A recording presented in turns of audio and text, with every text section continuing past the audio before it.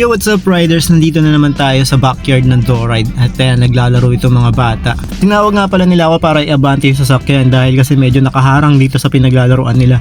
At paglabas ko, ito nakita ko yung ring, yung court medyo mababa. Binigay ko yung kay Sep-Sep yung bola, hindi rin kasi nagtaas. Ayan, mahilig kasi dumakdak yan.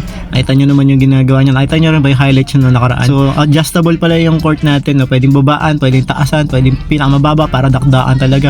Pero bago ang lahat, remake na pala itong video na to kasi nung una inaabante namin itong sasakyan, hindi namin maabante dahil may nakabara palang bola doon sa ilalim, doon sa may gulong mismo, umangkla doon sa gulong, naging kalso yung bola natin. At alam nyo ba yung bola na yan? Ayan yung Doride microfiber. Panoorin nyo mga idol, pangalawang beses na ito nung una kasi hindi namin na videohan, hindi namin alam na may bola talaga dito sa ilalim. Ulat nga rin itong mga bata nung nakita nilang bola pala yung nakaangkla, tapos pagkuha namin dito sa bola, aba, all goods na all goods pa rin, napakatibay, hindi man lang talaga ng moblong. Grabe talaga tong quality ni microfiber, all goods na all goods, sobrang tibay. Kaya kung naghahanap kayo ng magandang klaseng bola, maganda ang grip, maganda ang bounce at napakatibay, si Doride microfiber na yan. Ito na nga pala yung Doride microfiber natin.